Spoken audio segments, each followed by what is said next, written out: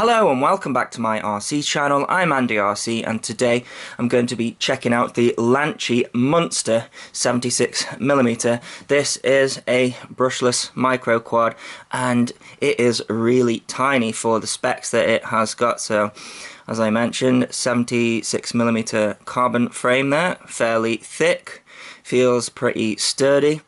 And then we have got some 1104 8000 kV motors, and the reason the kV is so high, you can see that I have had to fit these really tiny propellers on them there. Now you might notice they aren't the propellers that you get out of the box, and the moment that I saw the propellers that you get, I knew they weren't going to work. They're sort of like a shrunken down version of those DYS props, and anytime I've used this design it has been impossible to tune, and I think it's because of the strange shape that they have gone with.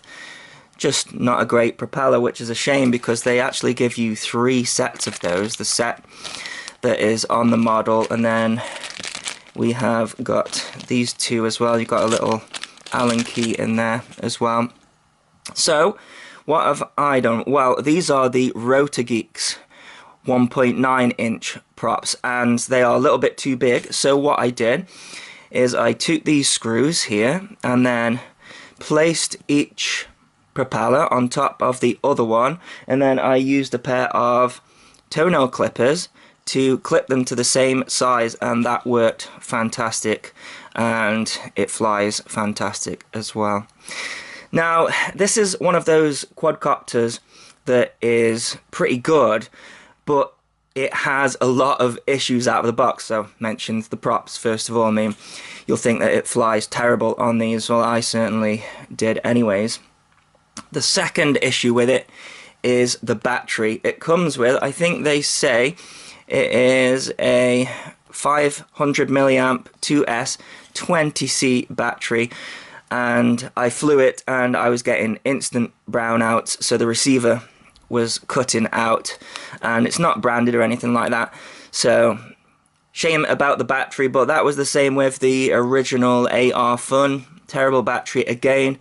I'm going to be using the Eachine ATC 2-cell 450 milliamp battery. It's the battery that comes with the Aurora 100 and the Aurora 90, and I don't know why they aren't using those batteries with these because, well, they're much better. And a problem I had with this battery as well is it would sag insanely. So there's no puffing here, but this battery would be fully charged and I'd give it full throttle, and I guess it's because of the low C rating, but the voltage would drop to like 5.9 and the beeper was going off, and then that's when it would brown out. Just no good. So with this model, props no good, battery no good, and I actually spent 2 hours trying to get this one to bind, and I eventually realised it is because they have soldered the receiver up incorrectly, and I had to desolder the signal wire. It was soldered to the PPM socket on the receiver, which is there, and as you can imagine, you don't expect there to be a incorrect solder joint on here. So what I had to do, because I was giving up, I tried all sorts of things, by the way. I thought maybe it was an S-bus inversion problem or maybe a firmware version, because this came with version 3.15 of Betaflight, and so I tried lower version, tried a higher version, nothing would work. Of course, it was the signal wire wasn't soldered to S-bus. So, I mean, for me, that's not such of a big deal. What I had to do was find the receiver that they have used. It's a popular receiver. I think they use it on like the QX95 and things like that. And then I had to look at which one of these was S-bus because it's not marked on there. So, yeah, a little bit of a pain there. So I think if you are looking to buy this model and you don't know much about soldering or taking stuff apart, then this definitely isn't for you. But anyways, once I connected this to the correct port, then I was getting the signal through. So let's talk about some of the other specs. So it's got a BL Halley S all-in-one ESC board, 10 amp. So you can use a 2S, and maybe a 3S might be pushing it with these 8000 kV motors, so I'd stick with 2S on there. Then the flight controller, it's a Omnibus all-in-one F4, and that's why I was messing around with the inversion there, but in the end it was inversion off for this one. So it's got Betaflight on-screen display built into it there. And then of course we have the receiver, which I've mentioned, and it comes in various different receivers, so I'll leave a link in the description if you fancy a different receiver. But as I say, this is D8 S-Bus. And then the camera at the top here, it's one of these cameras very similar to the one that you got with the Aurora series. So it's 48 channel, 25 milliwatt, and then we have a little button on the back. So no button on the front this time. The button on the front on the previous models was to switch between PAL and NTSC and also reverse the image, and you could also change the power output as well, but not with this one. It's just 25 milliwatt. So the back button there is a long press to change through the different bands, and then a short press to go through the 8 different channels of those bands. We also have a sleeve dipole antenna on the back here, which will be good in a crash but not so good for reception, so that is the trade-off that we get there. Then moving on to the back, we have got 2 LEDs which are connected to the DIN, so you can configure those. They did come with a configuration out of the box, but I wiped it when trying to update the different version of Betaflight to get the S-Bus working. So if you want to upgrade Betaflight with this one, like I say 3.15 it came with, then make sure you do a dump of the CLI so that you can capture these LEDs. But LEDs don't bother me at all. I mean, you never see them. If you're flying with other people, they're good. But yeah, they got all sorts of flashing tricks doing them on these. I've just set these up to change colour when it arms. Then we have got a buzzer on the back here as well for lost model alarm and also low voltage, but you don't really need it for low voltage because we have the on-screen display on there as well, but you might as well set them up for both. One thing I thought was funny about this one is the bind button to the receiver. Now the bind button is really difficult. I actually couldn't find it at first, and that's another problem with this model. No instructions whatsoever, nothing, no schematics. It tells you how to bind it, pressing a bind button, but it doesn't show you where the bind button is.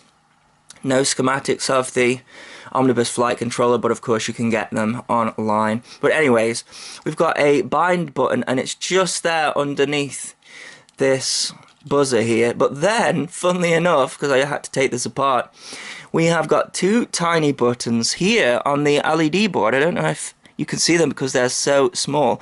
One of them is connected to the bind button. There's like a wire that goes down there, but it's behind the actual bind button, so it's easier to get to the bind button. And then we have another one on this side here. I don't know if that's going to come up on the camera because it's just so small, no matter how close I get to it. But anyway, it's kind of hidden by the peeling off of some of the board there, but yeah, there's another switch there as well. As far as I can see, I couldn't get that to do anything. I think the logical thing to do would be to have that connected up to the bootloader, but I don't think it is. I'm just looking over here, there is the bootloader and nothing is connected to that there. So yeah, I'm not sure what they were doing there. Definitely some questions regarding their design.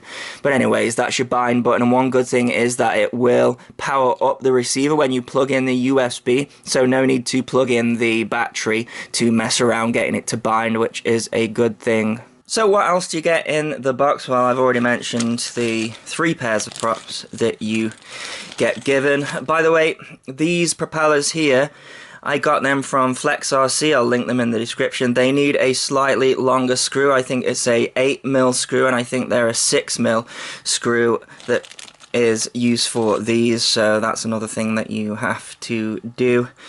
And then I mentioned the battery, which is useless, manual, which is useless.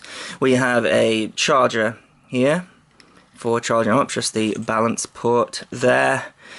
And with the stock battery, it comes to 80 grams, and it's 54 grams without a battery, and pretty much identical with this battery as well. So this is the one I'm going to be using instead. So this is the Eachine 450 milliamp 2-cell battery. And one thing I notice is just look at the difference in the thickness of the wires of these. So I think really this needs to be replaced with a equally thick JST connector or an XT30 so that we've got enough current so that we don't get flips of death. Yeah, you can see the 80C battery against 20C battery. This one is no good. Right, the other thing that the manual doesn't tell you how to do is set up all the ports and everything like that. So I am going to go and take you into Betaflight because it took me some time to figure that all out. But of course, remember to check that this wire is on the correct pad. So I think it goes ground, 5 volt, S bus, and then PPM. It was soldered PPM. That didn't work, so solder that over, and then I'll take you into Betaflight to show you the settings and also the PIDs as well, because this just had stock Betaflight PIDs. They weren't any good, so I can show you those as well. So here we are in the Betaflight configurator. You get this from the Chrome App Store. Now I've got the quadcopter plugged into the computer via a USB lead, and I don't have the battery plugged in at the moment, but I do have the Taranis turned on so the buzzer doesn't go off. So you can see it says COM16 at the top there. Let's connect to it. You can see we're getting the VBAT through there from the voltage of the USB connector alone. I don't have it on a flat surface here. Anyway, I'm going to get into that. Ports, so this is important. So for S-Bus, you need to have the serial RX on the UART one, which is usually the case with these omnibus flight controllers. Don't ever disconnect the USB VCP, otherwise you'll have to connect the bootloader pad and reflash it, etc. So yeah, that is what you need. I tried all sorts when I couldn't get S-Bus to work, but there you go, that's what I needed to do. Then let's just look in the configuration. No board alignment, serial based receiver for S-Bus there. D-Shot 600, so yeah, BL Heli SESCs and 600 works there. I've got motor stop turned off. And then I've got battery voltage warning turned on, and I've reduced that to 2.9 and 3.3, so just one alarm there when the battery gets really low. I've turned down the PID loop frequency and gyro update frequency so it's less sensitive there, because we might get some vibrations through, etc. And then if I scroll down here, LED strips enabled for the 2 LEDs on the back, and then OSD for Betaflight on-screen display. Let's go into the PID tuning. These are the PIDs that I found work pretty nice. So we've got 40 on the roll and the pitch, and then on the I, 45, 50, just a little bit higher than the roll. That is because I was getting a little bit of pitching there on the throttle, and then the D pretty low, otherwise you will get some juddery noises and that won't be good for your motors. I've bumped the Super 8 up to 0.8 there, and then if we go into the receiver you will see that everything is working. Oh, I was happy to see these move, I tell you. Yeah, spent a lot of time doing that. TAER for the Taranis, and then if we go into the modes there, so I have got arming on a 2-position switch there on the aux 2, then I've got angle, acro, and then acro and air, and then I've got my lost model alarm, which is a godsend for this one because it's so tiny and the grass is really long out there. So motors, no need to calibrate those for D-Shot. On-screen display, I moved around a lot. So I think the camera's set to NTSC because it's all up here, but when I look through the screen it's at the bottom. So I've got the voltage here. Craft name was turned off, so I turned that on. And then I've put the fly time and fly mode on here as well. And also the on time, that's over the top here as well. And I always forget to do it in this order, but yeah, craft name is down there. And then LED strip, I don't know what was there originally because I couldn't get the S-Bus working. I stupidly flashed the latest Betaflight and I lost that, but I've just got it set up to arm state and then arm state, so it should go from green to blue when I arm. So let's go into the CLI and show you the version. So 3.17 is working, and then let's disconnect to this one here, and then I'll just show you BL Heli quickly. So I'm just gonna plug in the battery here. So if we press connect here and then read, we will see the version. So you can see there 16.5, all the direction is normal. Brake on stop's actually turned off, so I'm just going to change that. And that hopefully is all of the settings that you need to see, and I hope you managed to get this one flying. Okay, let's go for the line of sight with this one, starting off in angle mode. Oh, that flies so much better. Let's check out the punch. Loads of punch there. So this is using the Ishin 2-cell 450 milliamp battery.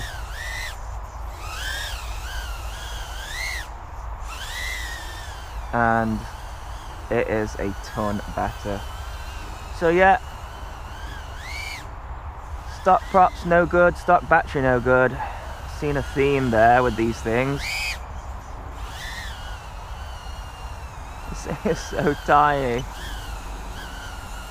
And I've just flicked it into angle mode and it's drifting. That will be from vibrations, can be a problem with these models, so yeah, if you're into flying around just in angle mode, then this one might not be for you. I've seen people get the same model though and not have that issue. It seems to be sort of like a sensitivity of the flight control. It might be worth me turning down the gyro loop frequency, maybe a little bit lower. That can sometimes help, but I never fly these in angle mode anyway, just acro. I mean, you're not going to be flying this one indoors because if you crash it, it's going to break stuff. Plenty of punch. I think it's difficult to say about the punch. I think potentially the AR Fun 95 has got more punch. This one feels a little bit more like the Lizard. Maybe the Lizard even has very similar performance to this one, but it's not bad at all. It's no slouch. Okay, let's go in for a landing and then we'll try it at FPV. So my conclusion of this one is that it's definitely a fixer-upper. It needed a different battery, it needed different propellers, and then I had to change the soldering on the receiver for S-Bus, and potentially I think it needs a thicker JST connector or maybe even an XT30 on there for the current draw as well. So yeah, they say it's an RTF, but I think if you aren't any good at soldering and messing around to get it running perfect, then I would say that this one wasn't for you. The thing I will say though is the AR Fun, that had a lot of messing around with switching batteries, etc. to get that one going, and once I figured it out, it was one of my favourite models. I'm not sure that this one is, because I don't think it has the power of the AR Fun series. You'll see here as I go for the punch out over the tree there, it's not got as much punch as the Lizard or the AR Fun or the AR Fun Pro, but I think it does undercut those ones in price because it is £81. The thing is, they have to bear in mind, I mean, I imagine you could get it flying out of the box, but once I added the propellers, the different battery, etc., then you're probably looking at a more expensive model than it came with. But I got it flying nice, I have to say. Yeah, the PIDs worked pretty well with this one. The flight time was pretty short though, even with that Ishin battery. The flight time, 2.5 minutes. So yeah, not a great flight time there. I guess I could experiment with different batteries.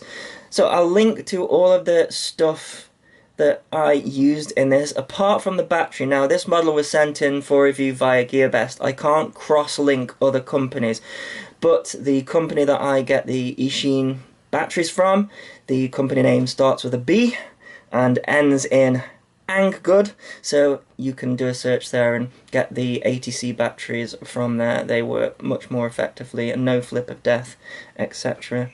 Anyways, that is my review of the Lanchi Monster 76. I'll put a link in the description if you wish to get one. As always, thanks so much for watching. Please continue to subscribe. Cheers.